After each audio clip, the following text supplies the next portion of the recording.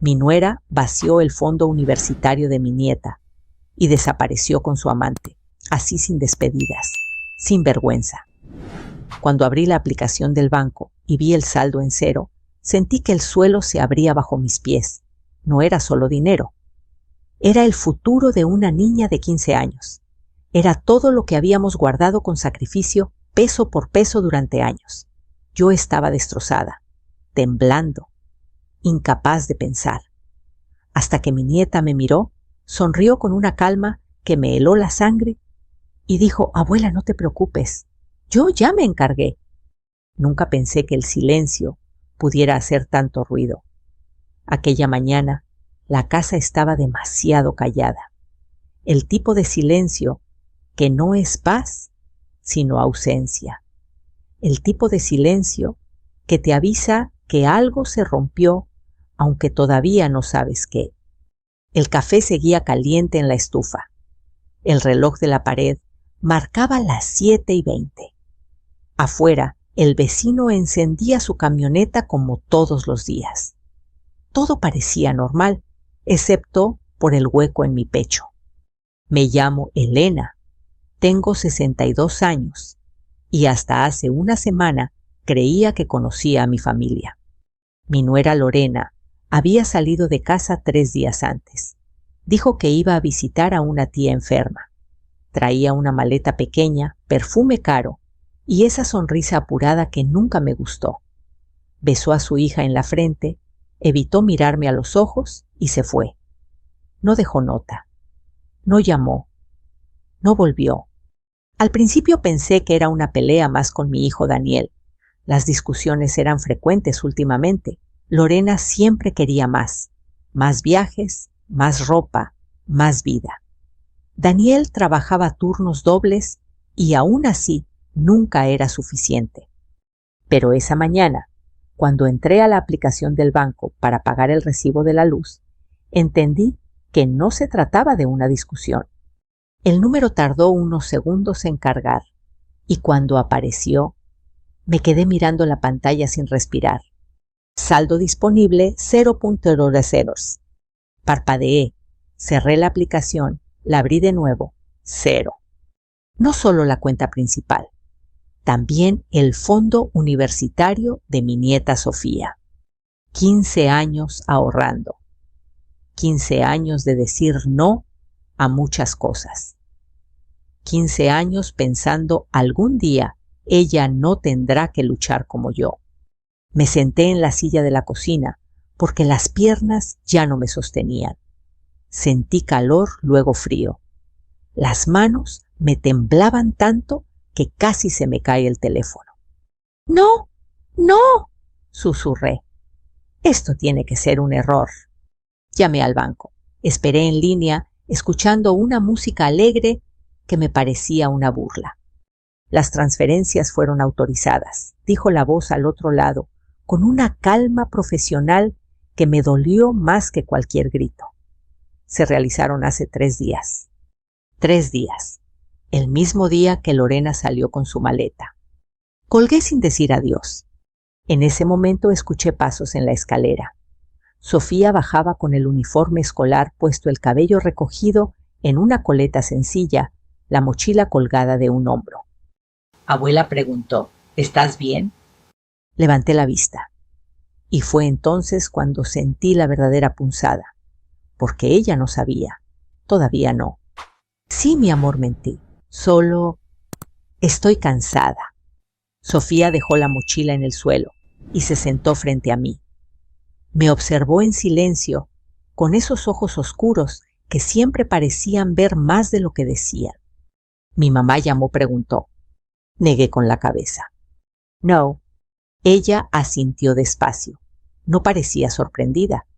Eso me llamó la atención, pero en ese momento mi mente estaba demasiado nublada para pensar con claridad. Me levanté torpemente y fui por agua. Al regresar, vi a Sofía mirando la pantalla de mi teléfono, que había quedado encendido sobre la mesa. No preguntó, no hizo un escándalo, solo leyó. Y entonces ocurrió algo que jamás olvidaré. Mi nieta de 15 años sonrió. No una sonrisa infantil, no una sonrisa nerviosa. Fue una sonrisa breve, controlada, casi adulta. Abuela dijo con voz tranquila: no te preocupes, yo ya me encargué. Sentí un escalofrío recorrerme la espalda. ¿De qué estás hablando, Sofía?, pregunté. Esto no es un juego. Tu mamá, ella... Lo sé, me interrumpió con suavidad. Sé exactamente lo que hizo. La miré sin entender. ¿Cómo que lo sabes? Ella tomó su mochila y la abrió. Sacó un cuaderno delgado doblado y lo puso sobre la mesa. No lo abrió. Solo lo dejó ahí, como si fuera algo frágil. Luego te explico, dijo. Voy a llegar tarde hoy. Tengo que pasar por un lugar después de la escuela. ¿A dónde?, pregunté con el corazón acelerado. Sofía se levantó, se acercó y me apretó la mano. Confía en mí, abuela, susurró. Por favor. Quise detenerla, decir que no, decir que esto no era su responsabilidad, que era una niña, que yo debía protegerla. Pero no pude, porque en su mirada no había miedo, había decisión. La vi salir por la puerta como cualquier otro día. El sonido al cerrarse fue suave, casi respetuoso, y sin embargo me pareció el ruido más fuerte del mundo. Me quedé sola en la cocina con el café frío, el saldo en cero y un cuaderno que no me atrevía a abrir. Pensé en Lorena, en todas las veces que me pidió solo una firma, en los papeles que me hizo firmar sin explicar demasiado, en cómo siempre sabía las contraseñas por si acaso. Sentí vergüenza, rabia, culpa, pero por encima de todo sentí miedo. No por mí, sino por mi nieta. Porque en ese momento entendí algo que me heló la sangre. Sofía no estaba improvisando. Sofía llevaba tiempo preparándose. Y yo no tenía idea de hasta dónde estaba dispuesta a llegar. El reloj marcaba las 8 cuando cerré la puerta detrás de Sofía. Me quedé con la mano apoyada en la madera, escuchando sus pasos alejarse por la acera, como si al concentrarme lo suficiente pudiera traerla de vuelta. El aire de la mañana olía a pan recién hecho y a gasolina. La vida seguía indiferente a mi desastre. Volví a la cocina y me senté frente al cuaderno que había dejado sobre la mesa. Era sencillo, de tapas negras, sin dibujos ni etiquetas. Parecía un cuaderno cualquiera, de esos que se compran al inicio del ciclo escolar. Lo toqué con la punta de los dedos y sentí un nudo en el estómago. Algo me decía que si lo abría, nada volvería a ser igual. Respiré hondo y lo abrí. La primera página tenía una fecha escrita con letra ordenada hace 6 semanas. Abajo una frase subrayada con firmeza: no es un error, es intencional. Tragué saliva. Las siguientes páginas estaban llenas de anotaciones, horarios, nombres, montos, capturas, impresas de mensajes. No entendía todo, pero entendía lo suficiente. Había transferencias marcadas, retiros señalados en amarillo y al lado notas pequeñas escritas por Sofía, con una claridad que me resultaba inquietante. Mamá dijo que era para una inversión. Usó la tarjeta secundaria. Se fue el mismo día. Me llevé una mano al pecho. Mi nieta había sabido antes que yo. Dejé el cuaderno abierto y me levanté para servirme otro café. Las manos me temblaban. Pensé en todas las veces que Sofía me había mirado en silencio cuando Lorena hablaba de dinero, de viajes, de merecer más.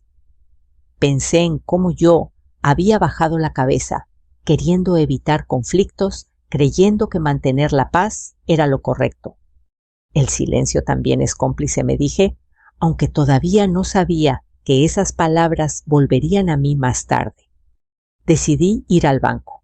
No podía quedarme sentada esperando. Me puse una blusa limpia, guardé el cuaderno en mi bolso y salí. El trayecto se me hizo eterno.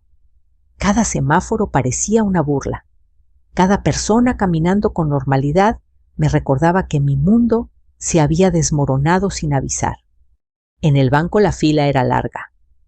Había personas mayores como yo, sosteniendo carpetas con documentos jóvenes, mirando el teléfono, una madre con un niño inquieto.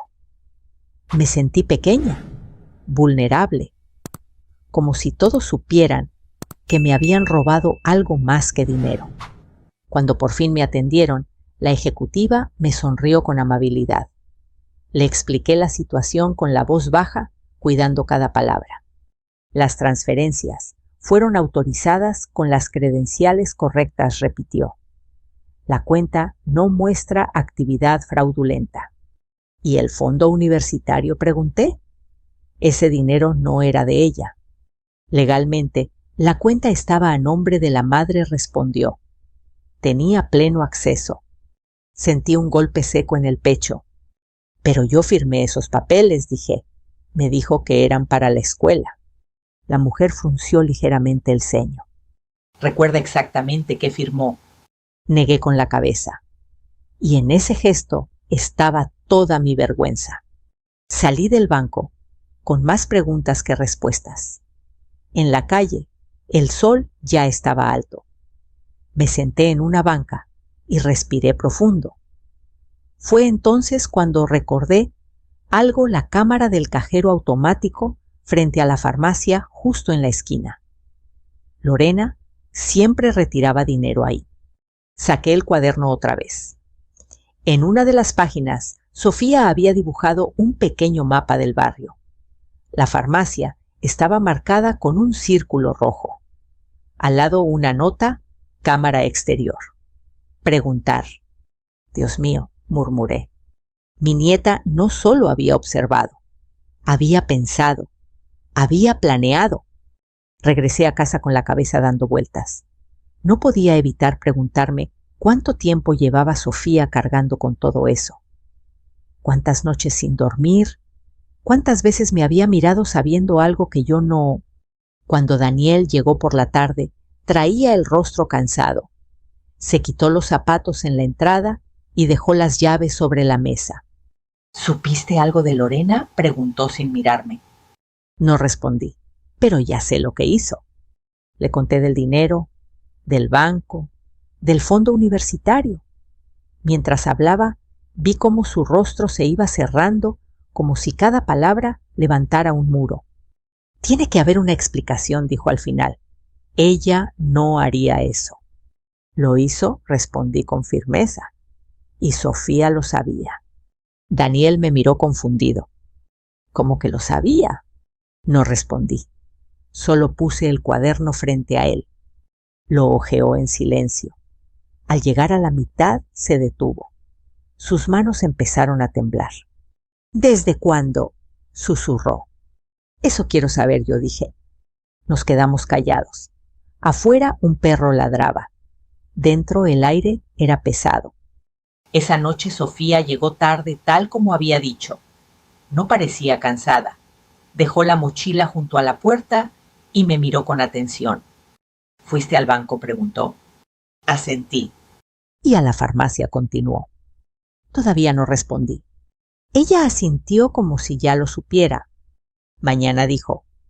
Mañana vamos juntas a la notaría. ¿Por qué la notaría?, pregunté con la voz quebrada. Sofía me miró directo a los ojos. Porque lo que hizo mi mamá no fue solo una traición, dijo. Fue ilegal. Sentí un escalofrío. Sofía. Empecé. Esto no debería recaer sobre ti. Ya recayó, abuela, respondió con suavidad. Pero no estoy sola. Quise abrazarla, decirle que todo estaría bien. Lo hice. La estreché contra mí y sentí su corazón latiendo con calma. Demasiada calma para una niña de 15 años. Esa noche no dormí. Pensé en Lorena, en Daniel, en todas las veces que creí que el amor lo podía todo. Pensé en Sofía tan joven y ya tan consciente. Al amanecer, entendí algo doloroso. Mi nieta había dejado de ser solo una niña hacía tiempo, y yo no había querido verlo. La notaría estaba en una calle antigua, del centro de esas que huelen a papel viejo y a café recalentado. El letrero dorado tenía letras gastadas por el tiempo, como si cientos de historias difíciles hubieran pasado por esa puerta antes que la nuestra. Caminé despacio, apoyándome en el brazo de Sofía. Ella avanzaba con paso firme, como si supiera exactamente a dónde iba. «Respira, abuela», me dijo en voz baja. «Aquí solo vamos a escuchar».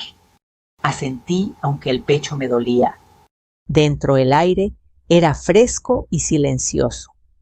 Una mujer mayor escribía en una máquina con ritmo constante.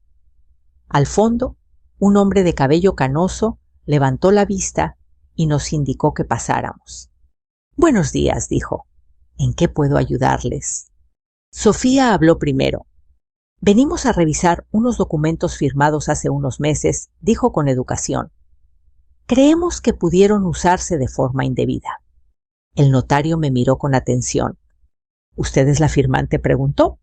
«Sí», respondí. «Yo firmé, pero no entendí lo que firmaba». No me juzgó. Eso me alivió. Revisó los papeles que Sofía había organizado con cuidado. Yo observaba en silencio, apretando el bolso contra mi pecho. Cada hoja que el notario giraba parecía acercarnos a una verdad que yo temía y necesitaba al mismo tiempo. «Aquí hay algo extraño», dijo finalmente. «Esta autorización no corresponde con el uso que se le dio». Sofía levantó la mirada atenta. «¿Puede explicarlo?», preguntó. «Claro. Usted me señaló, firmó creyendo que era un trámite escolar. Pero el texto autoriza movimientos financieros amplios. Además, la firma fue utilizada para un fin distinto al declarado. Eso se considera abuso de confianza». Sentí que el mundo se me venía encima. «Entonces, ¿fui engañada?», pregunté. «Sí», respondió con calma. «Y no es un caso aislado». Sofía no mostró sorpresa, solo asintió como si confirmara algo que ya sabía. «¿Qué sigue?», preguntó ella. «Con estos elementos pueden presentar una denuncia formal», dijo el notario. «Les recomiendo hablar con una abogada especializada». Nos dio un nombre y una dirección. Salimos de ahí en silencio. Afuera, el ruido de la ciudad volvió de golpe, vendedores ambulantes, claxonazos, risas. Yo sentía que caminaba dentro de una burbuja. «Lo siento, abuela», dijo Sofía de pronto, «por no decírtelo antes». Me detuve, la miré. No le respondí. «Perdóname tú, por no ver, por confiar a ciegas». Nos abrazamos en medio de la calle. Nadie nos miró. Nadie sabía que ese abrazo era el resultado de una traición profunda. Por la tarde fuimos con la abogada. Se llamaba Claudia, una mujer de unos 50 años, voz firme y mirada directa. Nos escuchó sin interrumpir, tomando notas. «Esto es serio», dijo al final, «no solo por el dinero, por el daño a la menor». «¿Hay forma de recuperar algo?», pregunté. «Hay posibilidades», respondió, «pero primero debemos presentar la denuncia y prepararse». «¿Para qué?», preguntó Sofía. Claudia la miró con respeto.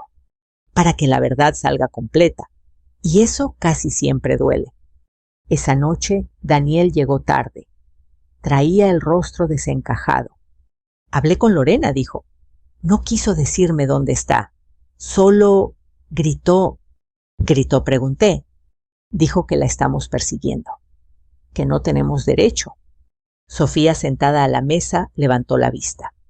«¿Le dijiste que el dinero era para mi universidad?», preguntó. Daniel dudó. «Sí». «¿Y qué respondió?» «Que lo necesitaba, que luego lo devolvería». Sofía apretó los labios. «Eso no es una explicación», dijo. «Es una excusa». El silencio volvió a instalarse entre nosotros. Esa noche, mientras todos dormían, escuché pasos suaves. Me levanté y vi a Sofía en la sala revisando papeles con cuidado. No tienes que hacer esto sola, le dije. No estoy sola, respondió. Te tengo a ti. Me senté a su lado.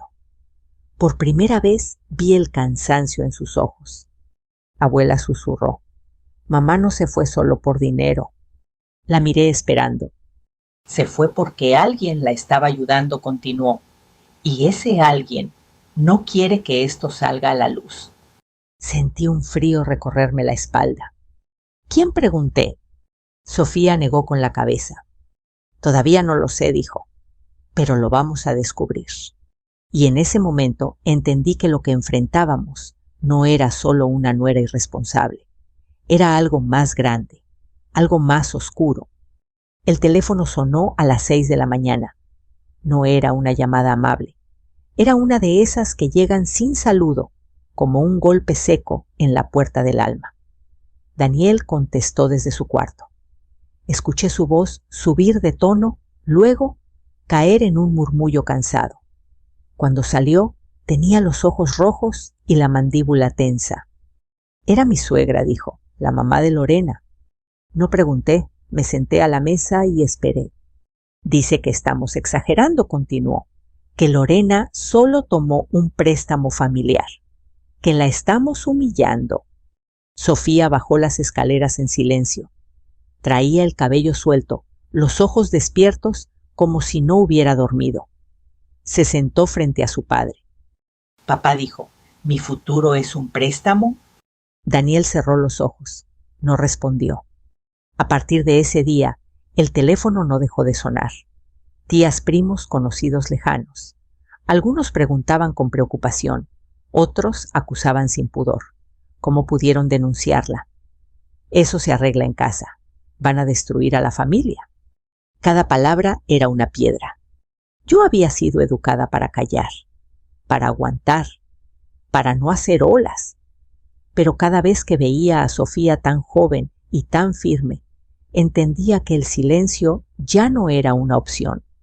Abuela me dijo esa tarde, mientras doblábamos ropa, en este país nos enseñan a respetar a la familia, pero no a costa de todo. Asentí.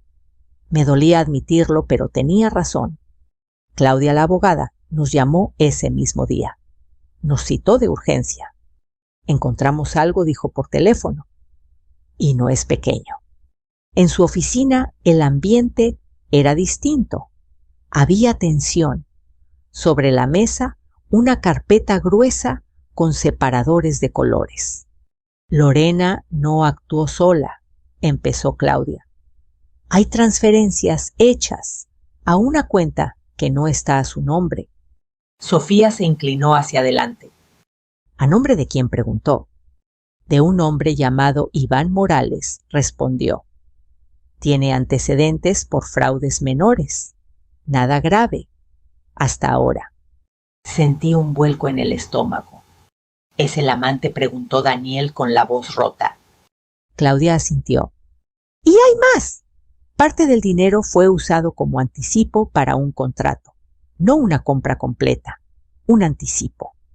¿De qué? Pregunté. De una propiedad, dijo Claudia. Fuera del estado. Daniel golpeó la mesa con la palma. Nos iba a dejar con nada. Sofía no reaccionó, solo tomó nota mental. ¿Se puede rastrear? Preguntó. Sí, respondió Claudia. Pero va a generar ruido, mucho. No importa, dijo Sofía. Ya hay ruido. Y lo había. Esa misma noche, Daniel recibió un mensaje de Lorena. No una disculpa, no una explicación, un audio. Su voz sonaba alterada, casi desesperada. ¿Qué crees que estás haciendo? Me estás arruinando. Esto se arreglaba entre nosotros. Daniel apagó el teléfono con rabia. Entre nosotros, repitió, como si Sofía no existiera. Como si yo no existiera, agregué. Al día siguiente, Claudia presentó la denuncia formal. Abuso de confianza, uso indebido de documentos, daño patrimonial a una menor. Cada palabra pesaba toneladas. La reacción no tardó. Vecinos comenzaron a murmurar.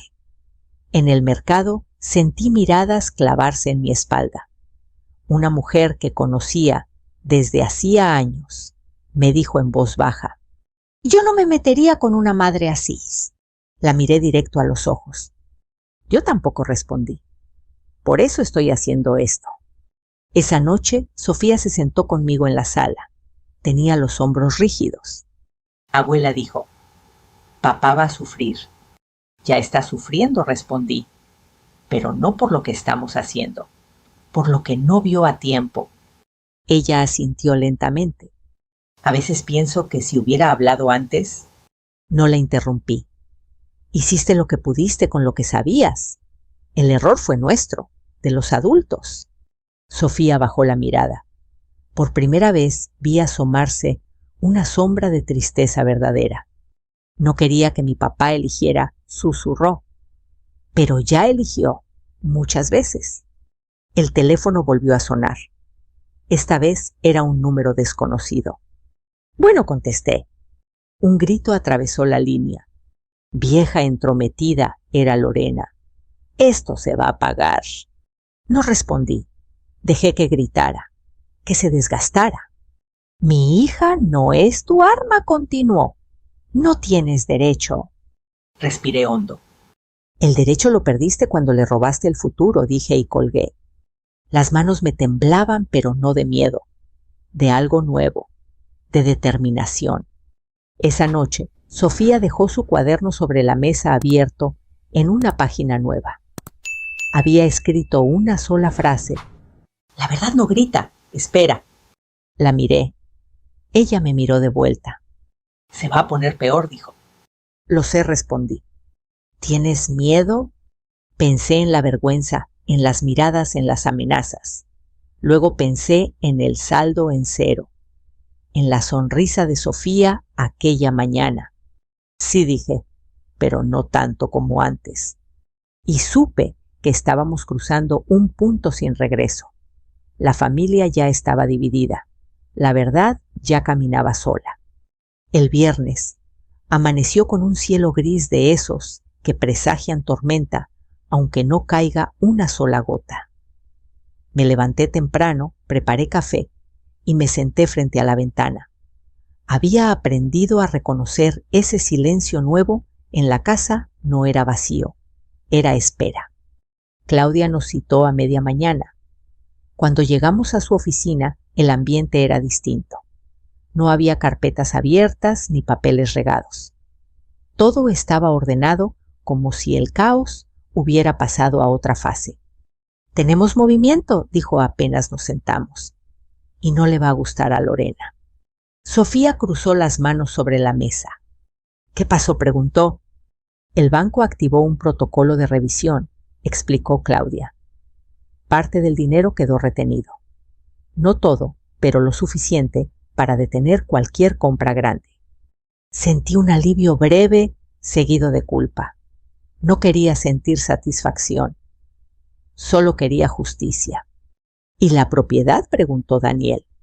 «El anticipo fue marcado como sospechoso», respondió. «El contrato quedó congelado. Nadie se muda a ningún lado por ahora». Sofía exhaló lentamente. «Entonces va a llamar», dijo. «¿Cómo sabes?», pregunté. «Porque las personas que creen que ganaron no saben perder», respondió.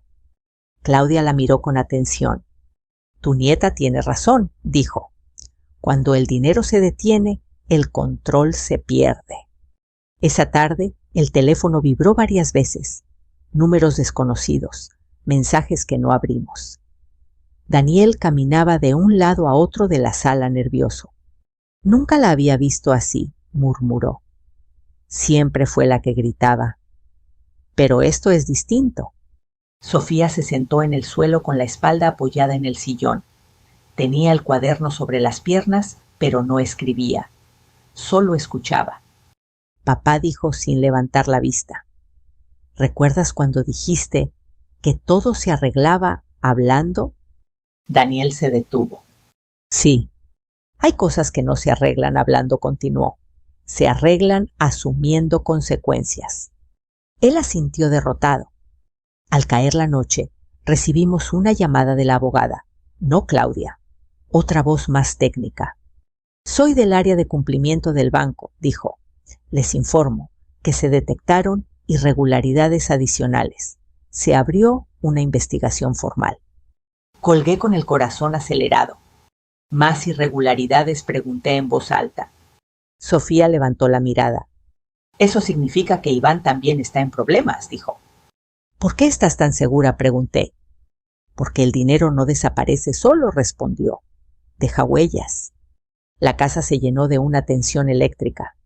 Cada sonido parecía amplificado.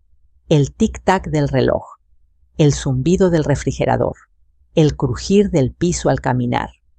A las 10 en punto el teléfono sonó. Esta vez no era un número desconocido. Era Lorena. Daniel miró la pantalla. Dudó. Contesta, dijo Sofía con voz firme, en altavoz. Daniel tragó saliva y aceptó la llamada. El grito atravesó la habitación como un cuchillo. ¿Qué hicieron?, rugió Lorena. Mis cuentas están bloqueadas. Daniel se quedó mudo. Habla, continuó. No puedo sacar ni un peso. El banco me trata como criminal. Sofía se levantó despacio y se acercó. Buenas noches, mamá, dijo tranquila. ¿Te refieres al dinero que sacaste de mi fondo universitario? Hubo un silencio breve, luego una risa nerviosa. No empieces, escupió Lorena. Eso era temporal. Iba a devolverlo. ¿Cuándo?, preguntó Sofía. ¿Antes o después de comprar la casa en Badoo? El silencio esta vez fue más largo. ¿Quién te dijo eso?, susurró Lorena.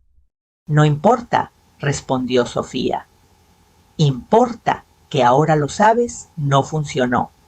La respiración de Lorena se volvió errática. Eres una niña, gritó.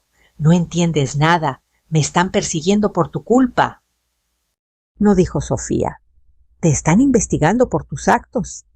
Lorena lanzó una carcajada amarga. ¿Crees que ganaste?, dijo.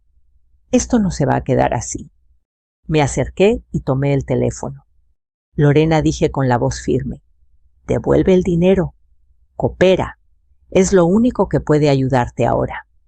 Tú cállate, gritó. Siempre me odiaste. Respiré hondo. Nunca te odié, respondí. Te confié a mi familia y tú la rompiste. Hubo un sollozo al otro lado, luego rabia. Iván me dejó, escupió. Me dejó cuando el dinero se congeló. Sofía cerró los ojos un segundo. Eso pasa cuando el amor depende del saldo, dijo. Lorena empezó a llorar. Un llanto desordenado sin dignidad. Ayúdenme, suplicó. Diles que fue un error, que fue un préstamo. Yo no quería esto. Daniel apretó los puños. Querías irte, dijo. Querías dejarnos con nada. La llamada terminó en un alarido. Lorena colgó. Nos quedamos en silencio, respirando el mismo aire pesado. Sentí una mezcla extraña, tristeza, alivio, una paz incómoda. Esto apenas empieza, dijo Claudia, por mensaje que acababa de llegar. Prepárense. Miré a Sofía. Ella me devolvió la mirada con una calma que ya no me asustaba. Abuela dijo, ya no estamos a oscuras. Asentí. Por primera vez, desde que vi el saldo en cero, sentí que el futuro de mi nieta no estaba perdido. Solo estaba luchando por volver. El fin de semana pasó sin descanso. Nadie durmió bien en la casa. Cada vibración del teléfono nos hacía sobresaltarnos. Cada auto que frenaba frente a la puerta parecía una amenaza. No era miedo exactamente. Era la sensación de estar caminando por un puente estrecho sabiendo que no había vuelta atrás. El lunes por la mañana, Claudia llegó a la casa en persona. Eso nunca era buena señal. Las cosas se aceleraron, dijo apenas entró. Y no por voluntad de Lorena. Nos sentamos en la mesa del comedor. Sofía llevaba un suéter oscuro y el cabello recogido. Tenía el rostro serio, pero no tenso. Daniel parecía 10 años más viejo. El banco encontró transferencias cruzadas, continuó Claudia. no solo del fondo universitario. Hay movimientos desde otras cuentas que Lorena no podía tocar legalmente. Sentí un vacío en el estómago. ¿De quién pregunté? De usted, respondió. Y de Daniel. Daniel golpeó la mesa con fuerza. Eso es imposible, exclamó. Yo nunca autoricé nada. Eso es lo grave, dijo Claudia. Hay indicios de suplantación de identidad. El silencio fue total. Incluso Sofía dejó de respirar por un segundo. ¿Estás diciendo que? Empecé. Que Lorena y Iván usaron documentos y datos personales para mover dinero que no era suyo, confirmó. Y eso cambia completamente el caso. Sofía cerró los ojos. Cuando los abrió, su mirada era distinta, más dura. Entonces no solo robó, dijo. Planeaba destruirnos. Claudia asintió. Exactamente. Ese mismo día, Lorena volvió a llamar. Esta vez no gritó al principio. Su voz era baja, temblorosa. «Elena», dijo, «necesito verte». No respondí. Todo debe ser a través de la abogada. Por favor, suplicó. Esto se salió de control. Iván hizo cosas sin decirme. Sofía me miró, negó con la cabeza. Ahora sí te salió de control, dijo tomando el teléfono. Cuando tocaste lo que no era tuyo. Sofía, susurró Lorena, mi amor. No me llames así, respondió Sofía sin levantar la voz. Las madres no roban a sus hijas. El silencio del otro lado fue largo. Voy a devolver algo del dinero, dijo finalmente Lorena. Pero necesito tiempo. El tiempo se acabó, respondió Sofía. Ahora es justicia. Colgó. Esa tarde, Claudia nos informó que Lorena había sido citada a declarar. Iván también. La investigación ya no era privada. Había pasado a manos de una autoridad financiera. Daniel se derrumbó en la sala. Lloró como no lo había hecho en años. Yo me senté a su lado y lo abracé. Perdóname, mamá, sollozó. No vi nada. Lo importante es que ahora ves, le dije. ¿Y que estás aquí? Sofía observaba desde la puerta. No lloró, pero sus manos estaban apretadas con fuerza. Ven, le dije. Esto también te duele. Ella se acercó despacio y se sentó junto a nosotros. Por un momento volvimos a ser solo una familia rota, intentando no quebrarse más. 2 días después recibimos la noticia, parte del dinero había sido recuperado. No todo, pero lo suficiente para garantizar que Sofía no perdería su oportunidad de estudiar. Cuando se lo dije, Sofía cerró los ojos y apoyó la frente en mi hombro. Gracias, abuela, susurró, por no rendirte. Gracias a ti, respondí, por no callar. Esa noche el teléfono sonó una última vez. Era Lorena. No gritó, no suplicó. Me investigan, dijo. Iván desapareció. Nadie me ayuda. Respiré profundo. Eso pasa cuando se vive de mentiras, respondí. ¿Vas a odiarme para siempre?, preguntó casi como una niña. Miré a Sofía. No dije, pero tampoco voy a salvarte de tus decisiones. Colgué. La casa quedó en silencio, un silencio distinto, no pesado, no amenazante. Un silencio que por primera vez se parecía a la paz. La mañana en que llegó la confirmación final, el sol entraba por la ventana de la cocina como si nada hubiera pasado. Preparé café, puse pan a tostar y esperé. Ya no con ansiedad, sino con una calma cansada, la calma de quien ha llorado todo lo que podía llorar. El correo de la abogada llegó a las 9 en punto. El fondo universitario de Sofía había sido restituido en su mayor parte. El resto quedaba sujeto a un proceso más largo, pero lo esencial estaba a salvo. El futuro de mi nieta ya no estaba en peligro. Leí el mensaje 2 veces, luego una tercera. Las letras no cambiaron. Sofía, llamé con la voz temblorosa. Ven, por favor.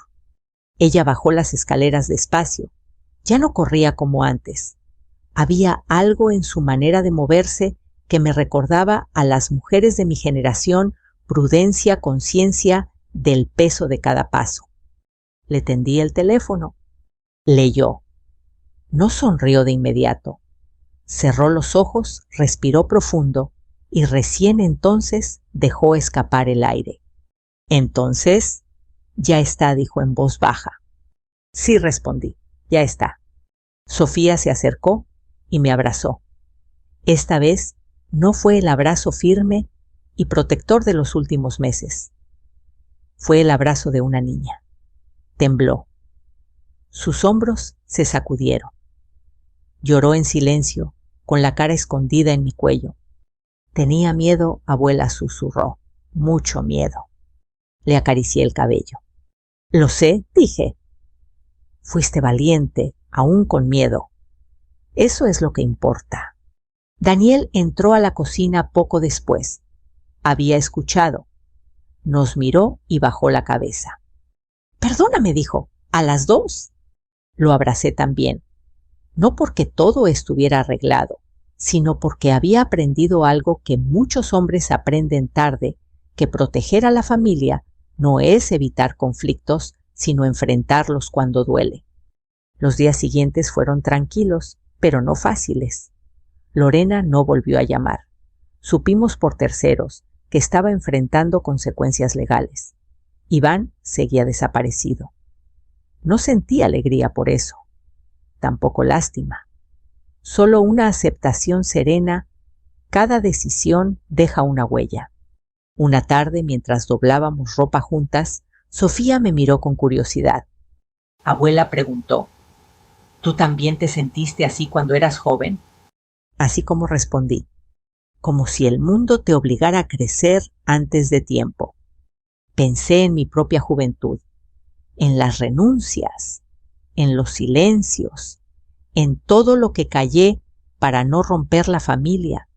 Sí, admití, pero la diferencia es que yo no tuve a nadie que me dijera que tenía derecho a defenderme. Sofía asintió lentamente. Yo sí, dijo, te tuve a ti. Ese día entendí algo fundamental. No habíamos ganado solo dinero de vuelta. Habíamos roto un ciclo. Semanas después, acompañé a Sofía a ver universidades. Caminaba por los campus con los ojos llenos de curiosidad, no de miedo. Yo la observaba en silencio, orgullosa y agradecida. Porque esta historia no es sobre venganza, es sobre límites, sobre entender que el amor no justifica el abuso y que proteger a los niños, a los nietos, a veces significa decir basta aunque duela. Si llegaste hasta aquí, quizá esta historia tocó algo en ti. Tal vez reconociste silencios, decisiones difíciles o el cansancio de sostener algo que ya no te sostiene. Si es así, no lo guardes. Compártelo. Cuéntame desde dónde nos escuchas.